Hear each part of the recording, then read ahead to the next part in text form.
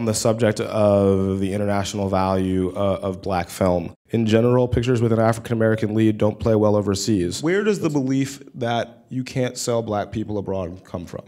Because, I mean, I could literally, and I spent a little bit of time doing this last night, come up with dozens of counter-arguments. I mean, not the least of which Will Smith, Denzel Washington, Samuel L. Jackson. You know, we live in a world where the foreign market is more than happy to accept Morgan Freeman as God. Yeah, doesn't Samuel have the highest box office of any actor of all time? Yeah. In fact, 3 of the top 5 top box office for any actors of all time, 3 of the top 5 are African American. It's Morgan Freeman, Samuel L. Jackson, and Eddie Murphy. Yeah. Wow. It made me think about something that's sort of ironic. Both 12 Years and Selma were foreign sales-driven packages. I worked at a studio, and I remember asking the question of the person who ran International and saying, you know, there's this persistent belief that you can't sell African Americans abroad. What is, if you had one data point to tell you whether a movie would be successful internationally, what would it be? And the answer was how much we spend on marketing. Okay, well, what determines how much you spend on marketing? Whether a movie's been successful before. And so you have this sort of circular logic whereby you don't market black film, therefore it's not successful when it is released, and therefore then the explanation is, well, it's impossible to sell it. There's room for vision in the foreign sales business, and I think it's becoming a little bit looser and more open to interpretation why something has value. You know, we came up with this term, the ALM market, African American, Latino, and multicultural. A ride along that, you know, the huge thing was African Americans and Latinos, like that initial opening weekend, and it obviously expanded well beyond that. But there's huge intersection between these audiences and where the communities can engage in the content together. More diversity in the academy, more diversity in all aspects is crucial, and it matters enormously. Well, but I'd also say, though, even though it's the exception, the fact that more of these movies are frankly part of the conversation, I look at it as a positive, to be frank with you. I feel like, you know, look, Butler didn't get nominated, but it was part of the conversation. I mean, it already performed. Look at how well it performed on an international level. Yeah. You know, Selma, I know there were a couple of key nominations, although, right? Yeah, Selma's a Best Picture nomination. Selma, you know, has made more box office than Theory of Everything, than Birdman, than Boyhood. I'm making a movie right now, producing a movie, and we're financing it with Chiwetel Ejiofor as the lead.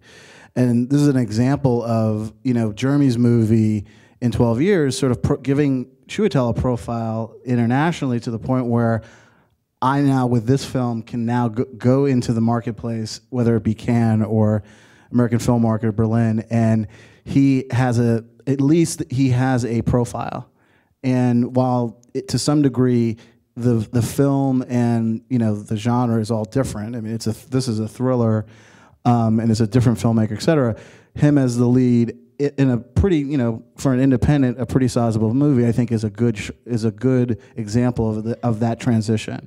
We all know that 5-10 years ago, the conversation would have been like, it's great that you have this actor that, you know, was nominated for Academy Award, but like, isn't there a white guy we can get instead who's got more value? Is that not the conversation anymore? Or is that not the said or unsaid conversation? I think ultimately it's always going to be a part of the conversation, unfortunately or fortunately. It's really on the artists involved in making the picture who are going to push and be passionate about their star, whether he's black, whether he's white, and I think they have to be, because ultimately the financiers of the studios are always going to take a fallback position, which is going to be, okay, let's go to the person that, you know, last time out but bat made X amount of money, whether it be domestically or foreign. There's sort of breaking down of the institution of what Hollywood, you know, was built off of, which is that, you know, the old model is, you know, you have maybe one black person in the film, and, you know, because they're ultimately you're not necessarily catering to that audience. And I think now, you know, as the world economically as things have become more globalized, you know, you can't really do that anymore. I do think, however, that there is a sort of deep ingrained conventional wisdom that requires a great deal of inertia to break out of it. They're more interested now in the international numbers than they are the domestic. That tells you everything. So as a result, you can no longer stay within a pocket of the old system. You have to adapt and adjust, and that means embracing people of all colors and creeds.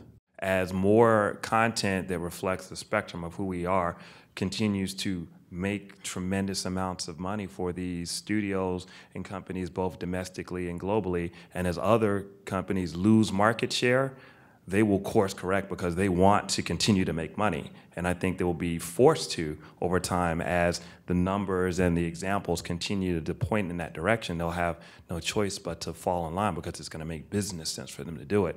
And frankly, it's those companies that step outside of the box, that don't wait for the model, that really step out there and figure out a path to blaze without the model that seemingly makes sense on paper.